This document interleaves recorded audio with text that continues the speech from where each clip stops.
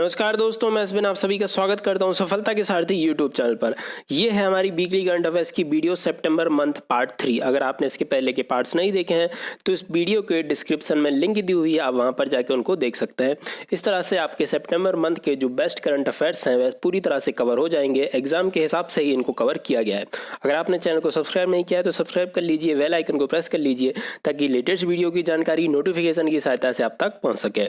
चलिए इसी के साथ हमारी ये वीडियो शुरू करते हैं। सबसे पहले जिस प्रकार से हमारा पैटर्न होता है, जो हमारे कुछ टॉपिक्स रहते हैं, जैसे कि रैंकिंग अगर ज़्यादा हो जाती है वीक्स में तो हम उसको अलग से रख देते हैं। उसी तरह से रैंकिंग, अपॉइंटमेंट, उसके बाद हमारा ऑबिचरीज रहेंगी, श्रद्धांजलियाँ रहेंगी, उसके बाद इंपॉर्टेंट डेज, इस तरह से हम उनको एक चार्ट के फॉर्म में कवर करेंगे। उसके बाद हमारा क्वेश्चन आंसर जो रहते हैं वो शुरू हो जाएंगे, जिस तरह से हमारे डेली करंट अफेयर्स की वीडियोज़ में हुआ करते थे। अगर आपने पहले के पार्ट देखे हैं तो आप इस वीडियो के पैटर्न को भी अच्छे से समझ गए होंगे। तो अब वीडियो को अंत तक देखिए क्योंकि सारे के सारे क्वेश्चंस इंपॉर्टेंट है। तो चलिए इसी के साथ हमारी ये वीडियो शुरू करते हैं। शुरुआत करेंगे हम रैंकिंग से। तो सबसे पहली जो रैंकिंग है वह है ह्यूमन कैपिटल इंडेक्स की रैंकिंग, जिसमें भारत रहा है 116 स्थान पर। अच्छा, ये जो रैंकिंग है ना 174 देशों में की गई थी, उसमें से भारत की जो रैंकिंग आई है वह आई है 116। अब ये जो रैंकिंग है इसको जारी कौन करता है? तो इसको जारी किया जाता है वर्ल्ड बैंक के द्वारा। वर्ल्ड बैंक की अगर बात हो रही है तो आप ये बताइए कि वर्तमान में प्रेसिडेंट कौन है? तो वर्तमान में प्रेसिडेंट, चलो मैं ही बता देता हूँ, डेविड मालपास है और ये 13वें नंबर के प्रेसिडेंट है, ये भी आपको याद रखना है। अगली रैंकिंग के बारे में अगर मैं बात करूं तो global economical freedom index 2020, Bharat की इसमें रैंकिंग है 105, याद रखिएगा। और इसमें पहले स्थान पर, इस रैंकिंग में पहले स्थान पर आया है हांगकांग। अब मैं बात करूं department for promotion of industrial and internal trade, DPIIT ranking में टॉप किस राज्य ने किया है? तो इसमें टॉप किया है गुजरात ने। बात की जाए WWF के बारे में तो पहले तो इसका फुल फॉर्म जान लेते हैं। इसका फुल फॉर्म है वर्ल्ड वाइल्ड लाइफ फंड। इसने एक लिविंग रिपोर्ट 2020 जारी की है। इसके अनुसार क्या हुआ है कि जो 1970 से 2016 के बीच का जो समय है, इस समय में जो जंगली जानवर जो जंगलों में रहते हैं, जो वन्य जीव हैं, उनकी जो पॉपुलेशन है ना उसमें 68% की गिरावट आई है। तो काफ़ी चिंता वाली ये रिपोर्ट है। अब मैं बात करूं अगर अगली रिपोर्ट के बारे में तो IMD के द्वारा ग्लोबल स्मार्ट सिटी इंडेक्स 2020 में जो सिंगापुर है, सिंगापुर टॉप पर है और इसमें भारत के कुछ शहर हैं जिनकी रैंकिंग आई है। हैदराबाद इस लिस्ट में 85 नंबर पर रहा, नई दिल्ली रही 86, मुंबई 93। ठीक है, अगर मैं इसके बारे में बात करूं, IMD का फुल फॉर्म क्या है? इंस्टीट्यूट ऑफ मैनेजमेंट डेवलपमेंट इसका फुल फॉर्म है। और IMD और Singapore university of technology and design ने दोनों ने एक साथ मिलकर ये जो रैंकिंग है ना, ये जो इंडेक्स है, इसको जारी किया है। तो ये आपको याद रखना है 2020 के लिए। इस तरह से आप इसको पढ़ सकते हैं, आप इसका स्क्रीनशॉट भी ले सकते हैं या आप इसको नोट्स के रूप में भी प्रिपेयर कर सकते हैं। अब हम बात करते हैं हमारे अगले टॉपिक के बारे में। बात हम करेंगे अपॉइंटमेंट्स के बारे में। इस वीक में काफ़ी इंपॉर्टेंट अपॉइंटमेंट्स हुए हैं। सुभाष कामत जी जो हैं ये भारतीय विज्ञापन मानक परिषद मतलब कि advertising standard council of India के नए अध्यक्ष बन गए हैं। इसके पहले ये ASCI के उपाध्यक्ष थे, अब ये बन गए हैं अध्यक्ष। इन्होंने जगह किसकी ली है? तो इन्होंने जगह ली है सोनी पिक्चर्स नेटवर्क के अध्यक्ष रोहित गुप्ता की। अगर मैं बात करूँ ASCI की स्थापना कब हुई थी तो हुई थी 1985 को, हेडक्वार्टर है मुंबई में, याद रखिएगा। बढ़ते हैं हमारे अगले अपॉइंटमेंट की तरफ। तो आयुष्मान खुराना जी को तो आप तो जानते ही हैं। इनको यूनिसेफ ने बाल अधिकार अभियान का सेलिब्रिटी एडवोकेट बनाया है। यूनिसेफ के बारे में बात की जाए तो इसका फुल फॉर्म है United nation international children fund. स्थापना कब हुई थी? तो इसकी स्थापना हुई थी 1946 को। हेडक्वार्टर कहाँ पे है? हेडक्वार्टर है न्यूयॉर्क में। अब मैं बात करूं अगले अपॉइंटमेंट के बारे में तो जो जैन फ्रेजर हैं ये सिटी ग्रुप की पहली महिला CEO बन गई हैं, पहली महिला CEO बनी है, इसलिए ये इंपॉर्टेंट हो जाता है। देखिए जो सिटी ग्रुप है ना इसका हेडक्वार्टर भी न्यूयॉर्क में है, लेकिन इसकी जो स्थापना हुई थी वो हुई थी 1998 को, याद रखिएगा। बढ़ते हैं हमारे अगले अपॉइंटमेंट की तरफ। तो जो राजेश खुल्लर जी हैं इनको वर्ल्ड बैंक के एग्जीक्यूटिव डायरेक्टर के रूप में अपॉइंट किया गया है। और राजेश खुल्लर जी जो हैं ये वर्तमान में CM मनोहर लाल खट्टर के प्रधान सचिव के रूप में कार्यरत थे, अब ये बन गए हैं वर्ल्ड बैंक के एग्जीक्यूटिव डायरेक्टर, याद रखिएगा। वर्ल्ड बैंक की बात हो रही है तो वर्ल्ड बैंक के अध्यक्ष कौन है? डेविड मालपास, हेडक्वार्टर है वाशिंगटन DC। स्थापना हुई थी 1944 को। बात करते हैं अगले अपॉइंटमेंट के बारे में तो समीर कुमार खरे जो हैं ये एशियन डेवलपमेंट बैंक के एग्जीक्यूटिव डायरेक्टर के रूप में इनको अपॉइंट किया गया है। देखिए एशियन डेवलपमेंट बैंक, अगर इससे आपको एक और अपॉइंटमेंट याद आना चाहिए अगर आप हमसे जुड़े हुए हैं इस चैनल से, तो जो हमारे इलेक्शन कमिश्नर थे, पूर्व इलेक्शन कमिश्नर थे अशोक लवासा जी, इनको एशियन डेवलपमेंट बैंक के वाइस प्रेसिडेंट के रूप में अपॉइंट किया गया था। अब ये थे पूर्व इलेक्शन कमिश्नर, इनकी जगह पे आए थे, नया अपॉइंटमेंट हुआ था, वो भी हम कवर कर चुके हैं, राजीव कुमार जी। ठीक है, राजीव कुमार जी इनकी जगह पर इलेक्शन कमिश्नर बन गए थे।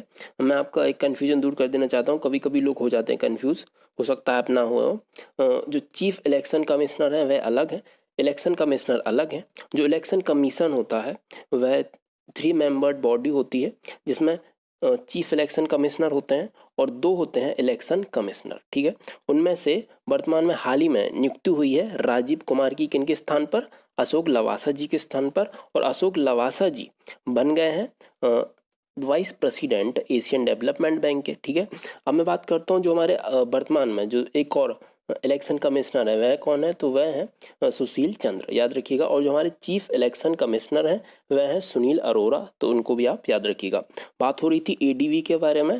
देखिए एडीवी के वर्तमान में अध्यक्ष कौन है, तो वह है मात्सुगु असाकावा, और इसका हेडक्वार्टर है फिलीपींस में। स्थापना हुई थी 1966 को, याद रखिएगा। अगला जो अपॉइंटमेंट है वह भी काफ़ी इम्पोर्टेंट हो जाता है, क्योंकि जापान के प्रधानमंत्री के तौर पर जो शिंजो आबे जी हैं, इनकी जगह किसने ली है, तो इनकी जगह ली है योशिहिदे सुगा ने। देखिए इनके बारे में आपने पढ़ा होगा आर्टिकल्स में, ये एक किसान के बेटे हैं इसलिए काफ़ी चर्चा में भी थे। बात की जाए अगर जापान की, तो जापान की राजधानी है टोक्यो, मुद्रा है येन, और जापान को कहा जाता है लैंड ऑफ राइजिंग सन, ये भी आपको याद रखना है। अब मैं बात करता हूँ अगले अपॉइंटमेंट के बारे में, तो हरिवंश नारायण सिंह जो हैं ये दोबारा से राज्यसभा के उप सभापति बन गए हैं। देखिए अब अगर मैं राज्यसभा के बारे में थोड़ा बात करूं, तो राज्यसभा को कहा जाता है उच्च सदन, स्थायी सदन भी कहा जाता है। राज्यसभा का आर्टिकल हो सकता है आपके एग्जाम में क्वेश्चन आ जाए, तो वह आर्टिकल है 80, याद रखिएगा। अधिकतम सीटों की संख्या जो है वह 250 होती है। वर्तमान में सीटों की संख्या कितनी है, 245 है। 245 में से जो 12 सीटें हैं वह नॉमिनेटेड हैं, और जो 8 सीटें हैं वह यूनियन टेरिटरीज से हैं। तो ये आपको याद रखना है, कुछ ये क्वेश्चंस आपके एग्जाम में हो सकता है मिल जाए, इसलिए मैं आपको सिर्फ रिवाइज करा रहा था। बढ़ते हैं हमारे अगले अपॉइंटमेंट की तरफ। इसके अलावा एक और क्वेश्चन था राज्यसभा से कि वर्तमान में राज्यसभा के सभापति कौन है, तो जो हमारे उपराष्ट्रपति होते हैं वही राज्यसभा के सभापति भी होते हैं, तो वह है एम वेंकैया नायडू जी, याद रखिएगा। अच्छा, अगला जो अपॉइंटमेंट है वह है टेको कोनिसी का। इनको एडीवी ने भारत का कंट्री डायरेक्टर के रूप में इनको अपॉइंट किया गया है। एडीवी मतलब कि एशियन डेवलपमेंट बैंक, जिसके बारे में हम बात कर चुके हैं। अब अगर बात की जाए सचिन तेंदुलकर जी की, तो इनको पेटीएम फर्स्ट गेम्स के ब्रांड एम्बेसडर के रूप में अपॉइंट किया गया है। बात की जाए सुरेश रैना जी की, तो इनको ऑनलाइन पोकल प्लेटफॉर्म 9 स्टॉक्स का ब्रांड एम्बेसडर बनाया गया है। ये आपको अपॉइंटमेंट से याद रखना है। तो यहाँ पे हमारे अपॉइंटमेंट समाप्त होते हैं। हम शुरू करते हैं हमारा अगला टॉपिक। बात अगर हम करें इम्पोर्टेंट डेज के बारे में, तो विश्व हिंदी दिवस 14 सितंबर को मनाया गया। 1953 से इसकी शुरुआत हुई थी, और यह दिवस हमारी राजभाषा हिंदी के लिए समर्पित है, ताकि हम हिंदी के महत्व को जान सकें एवं उसकी विरासत को समझ सकें। देखिए जो राजभाषा है ना, अगर मैं बात करूँ इसका आर्टिकल क्या है, तो इसका जो आर्टिकल है वह है 343 का फर्स्ट। ठीक है, ये आपको याद रखना, हो सकता है क्वेश्चन आ जाए। अब बात करते हैं अगले डे के बारे में। देखिए जो 15 सितंबर था, इस दिन 2 डे सेलिब्रेट किए गए। इंटरनेशनल डेमोक्रेसी डे मतलब कि अंतर्राष्ट्रीय लोकतंत्र दिवस, और इंजीनियरिंग डे, इसको तो आप काफ़ी अच्छे से जानते ही होंगे। जो इंजीनियरिंग डे है ये हमारे महान इंजीनियर जो है हमारे भारत के मोक्षगुंडम विश्वेश्वरैया के जन्मदिन के मौके पर मनाया जाता है।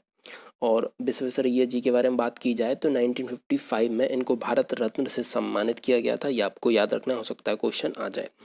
15 सितंबर को बात हो रही थी इंटरनेशनल डेमोक्रेसी डे की भी, तो इसकी इस बार की थीम क्या थी, तो इसकी जो इस बार की थीम थी वह थी कोविड-19 स्पॉटलाइट ऑन अ डेमोक्रेसी। कोविड-19 स्पॉटलाइट ऑन अ डेमोक्रेसी, याद रखिएगा। अब अगर मैं बात करूं इसका उद्देश्य क्या है, तो इसका उद्देश्य लोकतंत्र व उससे जुड़ी हुई संस्थाओं के बारे में जागरूकता बढ़ाना है, आपको याद रखना है। अब मैं बात करता हूँ अगले डे के बारे में। देखिए, अंतर्राष्ट्रीय ओजोन परत संरक्षण दिवस 16 सितंबर को मनाया जाता है।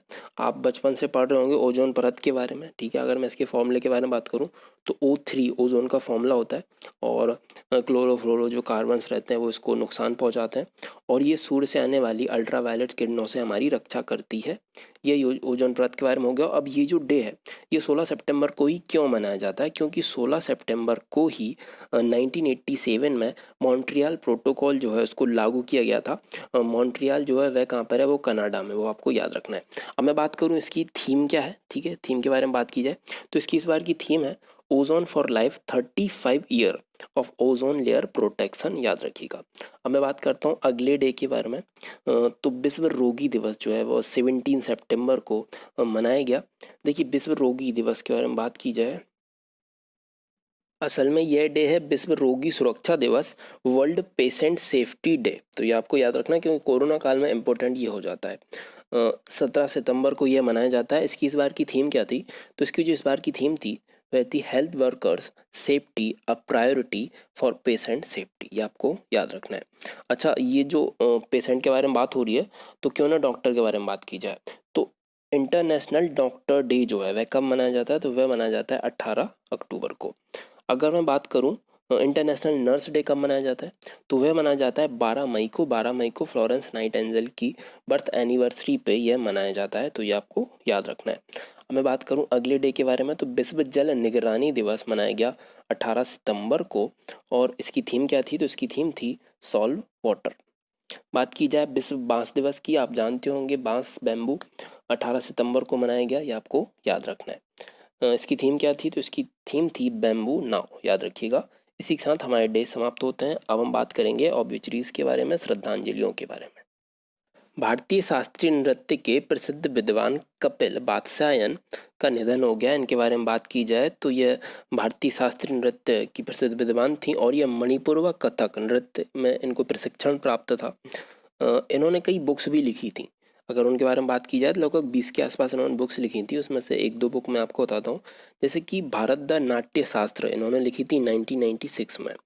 Traditional in India folk dance 1987 में इन्होंने लिखी थी, ये आपको याद रखना है। अगर मैं बात करूं आरबीआई के पूर्व गवर्नर अमिताभ घोष का निधन हो गया है। इनके बारे में बात की जाए तो यह आरबीआई के कौन से नंबर के गवर्नर थे? तो ये आरबीआई के 16th गवर्नर थे, ये आपको याद रखना है। इनके बारे में इंटरेस्टिंग बात ये है, मतलब जो आपको याद रख सकती है, मतलब याद रखने के लिए सहायक होगी। इनके पहले मतलब कि 15 नंबर के जो आरबीआई गवर्नर थे वह थे मनमोहन सिंह। मनमोहन सिंह के बाद आए अमिताभ घोष जी, ये आपको याद रखना है। अच्छा, इसके अलावा मैं ये वो सब एक और इम्पोर्टेंट चीज़ ये है कि ये सिर्फ 21 दिनों तक के लिए ही आरबीआई के गवर्नर रहे थे। 15 जनवरी 1985 से 4 फरवरी 1985 तक ये आरबीआई के गवर्नर रहे थे। अगर मैं बात करूं वर्तमान में आरबीआई गवर्नर कौन है, तो आप अच्छे से जानते हैं शक्तिकांत दास। लेकिन वे कौन से नंबर के गवर्नर हैं? तो वे 25th नंबर के गवर्नर हैं, याद रखिएगा। आरबीआई की स्थापना हुई थी 1 अप्रैल 1936 को, ये भी आपको याद रखना है। मैं बात करता हूँ अगले श्रद्धांजलि के बारे में। तो माली गणराज्य के पूर्व राष्ट्रपति मौसा त्रोरे का निधन हो गया है, ठीक है, ये आपको याद रखना है। माली के बारे में बात करें अगर हम, तो माली की जो राजधानी है वह क्या है? तो वह है बमाको, और मुद्रा है पश्चिम अफ्रीकी CFA फ्रैंक, याद रखेगा। बात करूं मैं अगले श्रद्धांजलि के बारे में, तो समाज सेवक स्वामी अग्निवेश का निधन हो गया है। आपने इनको देखा होगा न्यूज़ पे, हो सकता है आप इनको जानते भी हों। तो ये आर्य समाज के लीडर थे और सोशल एक्टिविस्ट भी थे। इनका हाल ही में निधन हो गया है। इनके बारे में अगर मैं बात करूं तो 1979 में ये हरियाणा के शिक्षा मंत्री रह चुके हैं। और बात की जाए हमारे अगले श्रद्धांजलि के बारे में, तो पूर्व केंद्रीय मंत्री रघुवंश प्रसाद जी का निधन हो गया है, ठीक है। महाराष्ट्र की पूर्व क्रिकेटर सदाशिव पाटिल का भी निधन हो गया है। इनके बारे में आप यह याद रख सकते हैं, इन्होंने अपने करियर में एक ही इंटरनेशनल टेस्ट मैच खेला था। अब मैं बात करूं हमारे क्वेश्चंस के बारे में, तो जो हमारे क्वेश्चन आंसर हैं अब वो यहाँ से स्टार्ट हो जाते हैं, उनके बारे में हम बात करते हैं। देखिए, अगर आपको वीडियो पसंद आ रही है तो इसको लाइक करना ना भूलें, और अपने दोस्तों के साथ शेयर भी करें ताकि उनका भी फ़ायदा हो जाए आपके साथ साथ। चलिए शुरू करते हैं। हाल ही में किस राज्य सरकार ने भारत का सबसे बड़ा पिगरी मिशन लॉन्च किया है? पिगरी मतलब क्या होता है? जो सुअर पालन होता है ना, उससे रिलेटेड एक मिशन लॉन्च किया गया है। तो ये लॉन्च किया गया है मेघालय ने, ठीक है, मेघालय सरकार ने इसको लॉन्च किया है, ठीक है। अगर मैं इसके बारे में बात करूँ तो इसका उद्देश्य क्या है? इसका उद्देश्य यह है कि जो सुअर का जो मांस होता है उसके उत्पादन में मेघालय को आत्मनिर्भर बनाना इसका मुख्य उद्देश्य है। और इसके माध्यम से किसान जो है, किसानों को ब्याज मुक्त ऋण प्रदान किया जाएगा इसी के माध्यम से। अब अगर मैं बात करूं मेघालय की, कभी कभी क्या होता है कि हम डिफ़िकल्ट क्वेश्चन के चक्कर में जो इजी क्वेश्चन है उसको छोड़ देते हैं या हम पढ़ते नहीं हैं तो हम उनको गलत कराते हैं। वो मैं इसलिए बोलना चाह रहा हूँ क्योंकि एक बार हुआ था कि मेघालय की कैपिटल ही पूछ ली थी एग्जाम में, कई लोगों ने गलत कर दी। वैसे ही इजी क्वेश्चन है इसलिए मैं इसको भी रिवाइज करना चाहता हूँ। देखिए मेघालय की कैपिटल है शिलोंग, सीएम है कॉनराड संगमा, गवर्नर है सत्यपाल मलिक। तो ये आप गलत मत करिएगा। अब मैं बात करता हूँ अन्य ऑप्शंस के बारे में। देखिए 2 फरवरी 2021 में बेंगलुरु में आयोजित होगा एरो इंडिया 21 का 13th एडिशन, ये आपको याद रखना है बेंगलुरु में। अब मैं बात करूं आंध्र प्रदेश की, ठीक है, आंध्र प्रदेश की बात की जाए तो आंध्र प्रदेश सरकार ने YSR आसरा योजना की शुरुआत की है। देखिए कई योजनाएं आपने सुनी होंगी, जब भी उस योजना में YSR लगा हो तो आपको सीधा आंध्र प्रदेश टिक करके आ जाना है।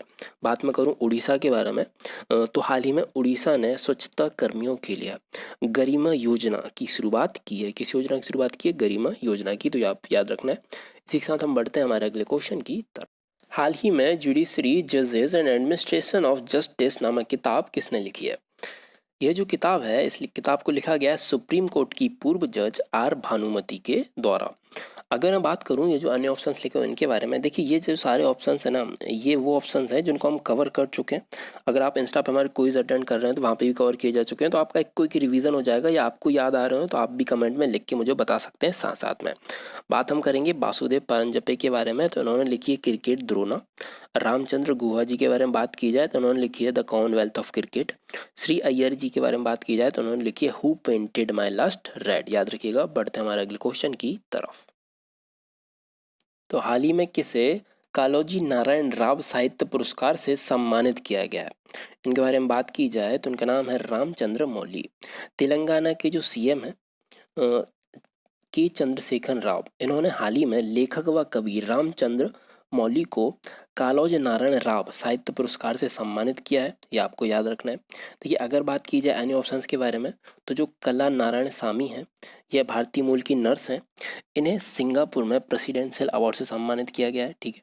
बात की जाए वेद प्रकाश दुदेजा जी के बारे में तो इन्हें infra business leader of the year award से सम्मानित किया गया। कृतिका पांडे जी के बारे में बात की जाए तो Commonwealth short story prize for Asian region के लिए इनको अवार्ड प्रदान किया गया है और यह अवार्ड इन्होंने जीता है। इसी के साथ हम बढ़ते हैं हमारे अगले क्वेश्चन की तरफ। हाल ही में कौन 200 बिलियन डॉलर को पार करने वाली पहली भारतीय कंपनी बन गई है? यह बाजार पूंजीकरण है 200 बिलियन का। तो इसको पार करने वाली पहली कंपनी जो है, पहली भारतीय कंपनी जो बन गई है, रिलायंस इंडस्ट्री। ये आपको याद रखना है। अगर मैं इसके बारे में बात करूं, देखिए ये जो अन्य ऑप्शंस लिखे हुए हैं ये भी कुछ वो क्वेश्चंस हैं जिनको हमने पहले कभी कवर किया। जैसे कि मैं बात करूं अगर अमूल की, ठीक है, तो अमूल में हाल ही में एक रैंकिंग जारी हुई थी, रेवोवैंक की ग्लोबल टॉप 20 रैंकिंग। इसमें अमूल रही थी 16वें नंबर पर और ये भारत की एकमात्र कंपनी थी जो इस रैंकिंग में शामिल की गई। बात मैं करूं मिंत्रा की, तो हाल ही में कियारा आडवाणी को मिंत्रा के ब्रांड एम्बेसडर के रूप में अपॉइंट किया गया है। वाटेक वावेक के बारे में बात की जाए तो इन्होंने जीता है ग्लोबल वाटर अवार्ड, ठीक है, ये आपको याद रखना है। इसी के साथ हम बढ़ते हैं हमारे अगले क्वेश्चन की तरफ। हाल ही में 5 राफेल विमानों को किस वायुसेना स्टेशन में शामिल किया गया है? देखिए राफेल विमान तो काफ़ी चर्चा में है ही, तो हो सकता है ये क्वेश्चन भी आपके एग्जाम में आपको चर्चित मिल जाए। अगर मैं इसके बारे में बात करूं, देखिए यह है एयरफोर्स स्टेशन अम्बाला, ठीक है। हाल ही में फ्रांस से आए, जो फ्रांस से हमने ये विमान खरीदे, ये तो आपको काफ़ी अच्छे से पता होगा।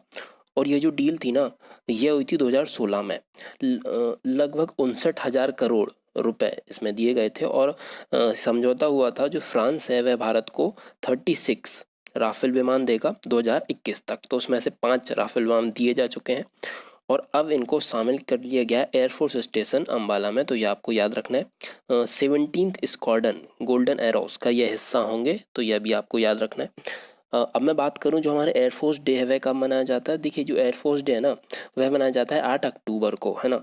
और वर्तमान में जो हमारे एयर चीफ मार्शल है वह कौन है, तो वह है राकेश कुमार भदौरिया। हाल ही में किसे वर्ष 2020 के लिए प्रोफेशनल फुटबॉलर एसोसिएशन ने men's player of the year के रूप में चुना है। इनके बारे में अगर हम बात करें तो इनका नाम है केविन डी ब्रूनो, यह इनकी फ़ोटो है।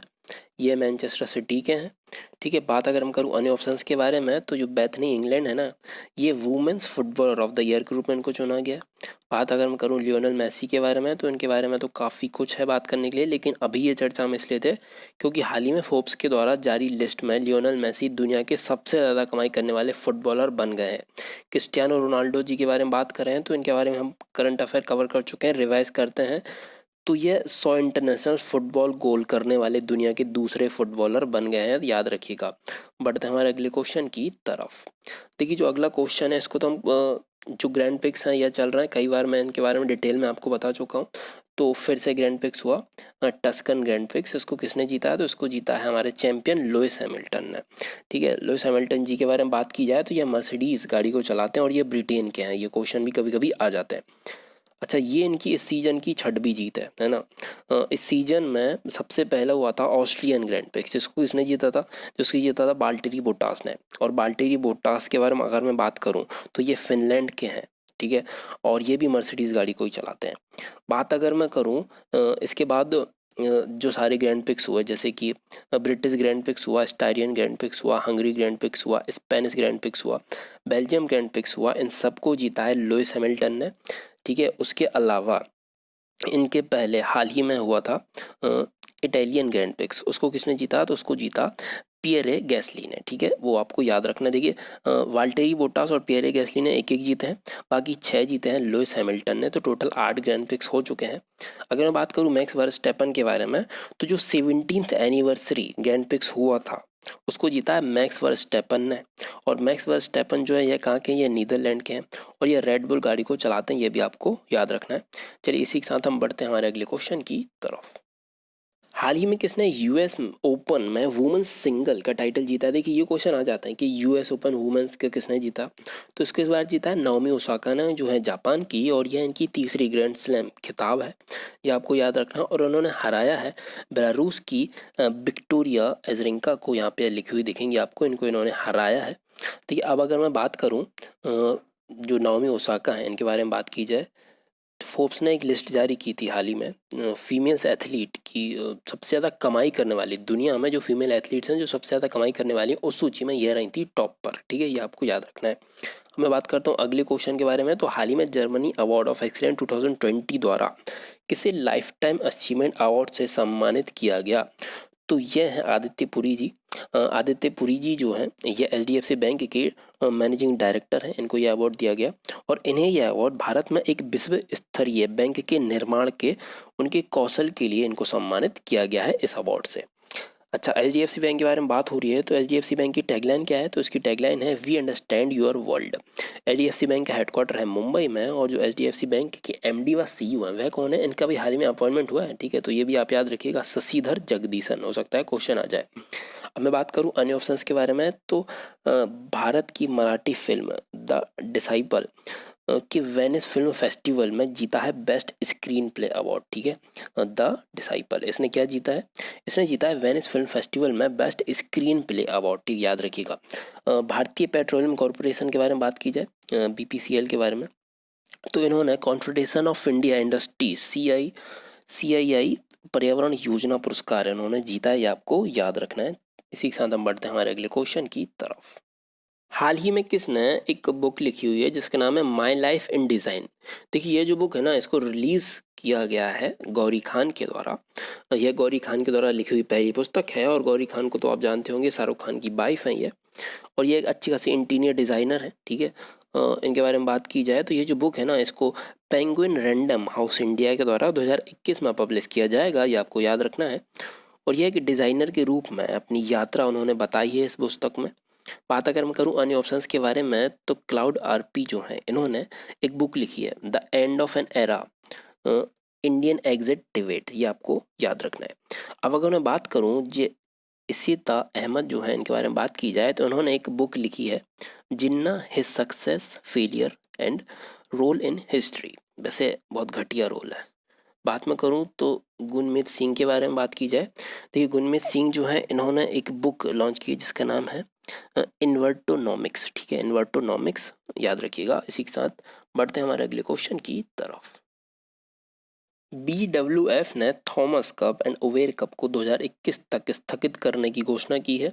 यह किस खेल से संबंधित है? अगर आपको BWF का फुल फॉर्म पता है तो आपका आंसर आ गया होगा। बैडमिंटन वर्ल्ड फेडरेशन इसका फुल फॉर्म है। तो यह जो खेल है यह है बैडमिंटन। देखिए वर्तमान में कोरोना का समय चल रहा है, तो ऐसी स्थिति में खेल का होना उतना आसान नहीं है, इसलिए इनको पोस्टपोन किया जा रहा है, ठीक है, इनको स्थगित कर दिया जा रहा है कोरोना के कारण। अगर मैं बात करूं VWF जो है इसकी स्थापना हुई थी 1934 को, इसका हेडक्वार्टर है कोलालमपुर मलेशिया में। देखिए इसके अलावा कई और खेल हैं जिनको पोस्टपोन कर दिया गया है, जैसे कि जो समर ओलंपिक्स थे 2020 के, अब इनको पोस्टपोन कर दिया गया। अब ये जुलाई 2021 में होंगे, टोक्यो में इनका आयोजन होगा। एशिया कप क्रिकेट का जो है वह 2020 में होना था, अब यह 2021 में श्रीलंका में होगा। ICC mains T20 world cup 2020 को पोस्टपोन करके कर दिया गया है 2022 तक के लिए, और यह ऑस्ट्रेलिया में होगा। और 2021 में वर्ल्ड कप T20 जो है यह इंडिया में होगा, यह भी आपको याद रखना है। देखिए क्रिकेट की अगर बात चल रही है तो विराट कोहली जी के बारे में अगर बात करूं तो इन्हें हाल ही में ग्रेट लर्निंग के ब्रांड एम्बेसडर के रूप में अपॉइंट किया गया, ये भी आप याद रखिएगा। इसी के साथ हम बढ़ते हैं हमारे अगले क्वेश्चन की तरफ।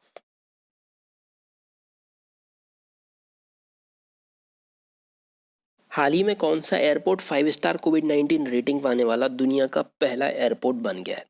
तो ये एयरपोर्ट बन गया है फिमिसिनो एयरपोर्ट। अगर मैं इसके बारे में बात करूं तो इटली के रोम में स्थित है ये। और airline service firm sky trapper ने इसको कोविड-19 5 स्टार एयरपोर्ट की रेटिंग दी है, और यह दुनिया का पहला एयरपोर्ट बन गया है 5 स्टार कोविड-19 रेटिंग पाने वाला। तो याद रखिएगा, इंपॉर्टेंट हो जाता है। बात हो रही थी इटली की, तो इटली की कैपिटल है रोम, करेंसी है यूरो, और इटली में भारत के जो एम्बेसडर हैं वह है नीना मनहोत्रा, याद रखिएगा। बढ़ते हैं हमारे अगले क्वेश्चन की तरफ। हाल ही में किसने चौथे वैश्विक आयुर्वेदिक शिखर सम्मेलन का उद्घाटन किया है? तो इसका उद्घाटन किया है हमारे उपराष्ट्रपति M वेंकैया नायडू जी ने। Emerging opportunity for Ayurveda during pandemic के विषय पर यह आधारित था, और यह 4th ग्लोबल आयुर्वेदिक शिखर सम्मेलन था, यह भी आपको याद रखना है। इसका उद्देश्य क्या था? तो इसका उद्देश्य आयुर्वेदिक प्रतिरक्षा मॉडल, मतलब कि जो इम्यूनिटी मॉडल है ना, इसको वैश्विक स्तर पर हेल्थ एज वन और इम्यूनिटी थ्रू आयुर्वेदा नाम के समाधान से इसको प्रदर्शित करना इसका मुख्य उद्देश्य था। अब हमारे आयुष मंत्री कौन है? तो वह है श्रीपद यसो नाइक जी, ये भी आपको याद रखना है। देखिए अगर मैं बात करूं अन्य ऑप्शंस के बारे में, तो जो वी मुरलीधरन है ना, इनके बारे में बात की जाए तो इन्होंने 27वें आसियान रीजनल प्लेटफॉर्म में भारत का प्रतिनिधित्व किया है। बात की जाए अरुण जेटली जी के बारे में, तो जम्मू कश्मीर में Arun Jaitley ji memorial sports complex बनाया जाएगा, ये आपको याद रखना है। देखिए ये भी क्वेश्चंस हैं जो कि इस वीक में थे, उनको हमने ऑप्शंस के फॉर्म में कवर किया है ताकि वीडियो ज़्यादा बड़ी ना हो और आपके सारे क्वेश्चंस कवर हो जाएं। बात अगर मैं करूं अमिताभ बच्चन जी के बारे में, तो इन्हों को जो अमेज़न की जो अलेक्सा है ना, आपने इसको देखा होगा, तो अब ये अलेक्सा के लिए अपनी वॉइस देने वाले हैं, ठीक है, पहले भारतीय बन गए हैं और ये अपनी वॉइस देंगे, ठीक है। अमेज़न की अलेक्सा आपने कभी ऐड में देखा होगा, ठीक है। चलिए इसी के साथ हम बढ़ते हैं हमारे अगले क्वेश्चन की तरफ। हाल ही में टाइटन कंपनी ने किस बैंक के साथ मिलकर भारत की पहली कॉन्टैक्टलेस पेमेंट घड़ी टाइटन पे को लॉन्च किया है? तो यह है स्टेट बैंक ऑफ इंडिया। समय ही ऐसा चल रहा है कि कॉन्टैक्टलेस तरीके से ही पेमेंट करना आपके लिए सुरक्षा के लिए बहुत आवश्यक है, तो ऐसे मौके पर ये जो घड़ी है इसको लॉन्च किया गया है। स्टेट बैंक ऑफ इंडिया के साथ मिलकर इसको लॉन्च किया गया है। जो SBI की खाता धारक है ना, वह इसके द्वारा अपना भुगतान कर सकते हैं, PSO मशीन पर इसका यूज़ कर सकते हैं। इसके अलावा ये जो वॉच है, जो SBI योनो ऐप होगा, आपके मोबाइल में होगा शायद, तो उस ऐप के द्वारा इसको संचालित किया जाएगा। अब बात अगर मैं करूं टाइटन की, तो स्थापना हुई थी 1984 को, हेडक्वार्टर है बेंगलुरु में, और जो अध्यक्ष हैं वह हैं N मुरुगनंथम, ठीक है, ये आपको याद रखना है। बात मैं करूं, देखिए जो अन्य ऑप्शंस लिखे उनके बारे में, यस बैंक के बारे में बात की जाए तो जो यस बैंक है इसने SBI जनरल इंश्योरेंस के साथ मिलकर कॉरपोरेट एजेंसी समझौते पर हस्ताक्षर किए। बात में करूँ नाबार्ड के बारे में, तो नाबार्ड महिला सेल्फ हेल्प ग्रुप के लिए ऋण योजना लागू करेगी। बात मैं करूं आईसीआईसीआई बैंक के बारे में, तो इसने होम फाइनेंस ने अपना घर ड्रीम्स होम लोन की योजना की शुरुआत की है, या आपको याद रखना है, ठीक है। अपना घर ड्रीम्स, ठीक है। ये एक होम लोन है जिसकी शुरुआत की है आईसीआईसीआई बैंक ने। बात अगर मैं करूं हमारे अगले क्वेश्चन के बारे में, तो हमारा अगला क्वेश्चन क्या है, तो हाल ही में आज़ादी फ्रीडम फैसिज्म फिक्शन पुस्तक किसने लिखी है, तो ये किसने लिखी है, इसको लिखा गया है अरुंधति रॉय। तो अरुंधति रॉय के बारे में आप काफ़ी अच्छे से जानते होंगे, काफ़ी प्रख्यात और काफ़ी महान लेखिका हैं ये। इनके बारे में अगर मैं बात करूं तो यह एक नॉन फिक्शनल बुक है, जिसको एक निबंधों का संग्रह भी है, यह एक निबंधों के संग्रह के रूप में इसको लिखा गया है। अगर मैं बात करूं जो अन्य ऑप्शंस लिखे उनके बारे में, देखिए जो राधा नायर हैं इनके बारे में बात की जाए तो इन्होंने एक बुक लिखी है जिसका नाम है द ब्रेकिंग द कोकून @40। ये रिवाइज कराने के लिए इसको बताया जा रहा है। बात अगर मैं करूं जो पॉप फ्रांसिस है इनकी बुक के बारे में, तो इन्होंने लेटेस्ट ड्रीम नाम की बुक लिखी है। चेतन भगत जी के बारे में बात की जाए तो इन्होंने वन अरेंज मर्डर नाम की बुक लिखी है, हाल ही में, आपको याद रखना है। इसी के साथ हम बढ़ते हैं हमारे अगले क्वेश्चन की तरफ। हाल ही में कौन सा एयरपोर्ट प्राइवेट जेट टर्मिनल शुरू करने वाला पहला एयरपोर्ट बन गया है, तो यह बना है इंदिरा गांधी इंटरनेशनल एयरपोर्ट। जो हमारे सिविल एविएशन मिनिस्टर है ना हरदीप सिंह पुरी जी, इन्होंने इंदिरा गांधी एयरपोर्ट पर प्राइवेट जेट टर्मिनल की शुरुआत कर दी है। अगर मैं इसके बारे में बात करूं तो इसमें लगभग एक दिन में 150 प्राइवेट जेट सर्विस दी जा सकती हैं। देखिए इंदिरा गांधी इंटरनेशनल एयरपोर्ट के बारे में बात हो रही है तो यहीं पर भारत का पहला एयरपोर्ट कोरोना वायरस परीक्षण केंद्र भी खोला गया है, ये भी आपको याद रखना है। इसके अलावा एक और इम्पोर्टेंट क्वेश्चन है, एक एयरलाइंस है विस्तारा।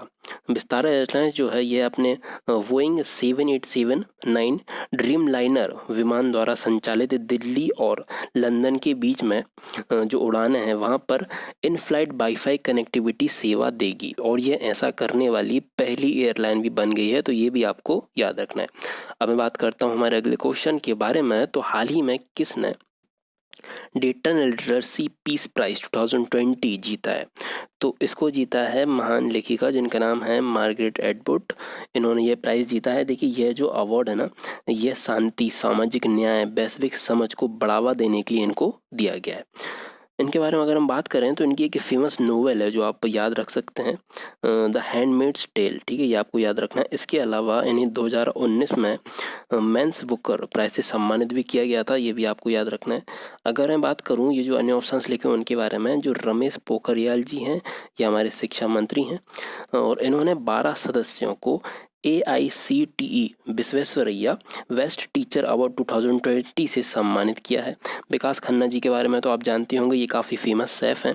तो इन्होंने कोरोना के समय में जो भूखे लोग हैं उनको खाना खिलाया था, तो उसके लिए इन्हें एशिया गेम्स चेंजर अवार्ड से सम्मानित किया गया है। बात की जाए शेन वॉर्न के बारे में, तो जो ये बन गए हैं जो राजस्थान रॉयल्स है ना उसके मेंटर व ब्रांड एम्बेसडर बन गए हैं, तो आप इनको भी याद रखिएगा। इसी के साथ हम बढ़ते हैं हमारे अगले क्वेश्चन की तरफ। हाल ही में SDG के लिए सोवरेन बॉन्ड जारी करने वाला दुनिया का पहला देश कौन सा बन गया है, तो यह देश बन गया है मैक्सिको। यूनाइटेड नेशन द्वारा निर्धारित सस्टेनेबिलिटी डेवलपमेंट गोल मतलब कि SDG के लिए सोवरेन जो बॉन्ड है उसको जारी करने वाला दुनिया का पहला देश बना है मैक्सिको। और यह जो बॉन्ड है इनके जरिए 750 मिलियन यूरो जुटाए जाएंगे, ये आपको याद रखना है। बात अगर मैं करूँ मैक्सिको की, तो कैपिटल है मैक्सिको सिटी, करेंसी है मैक्सिकन पीसो। अगर मैं बात करूँ इन ऑप्शंस के बारे में, तो बात की जाए भारत की, तो Bharat Djibouti code of conduct में पर्यवेक्षक के रूप में शामिल किया गया है।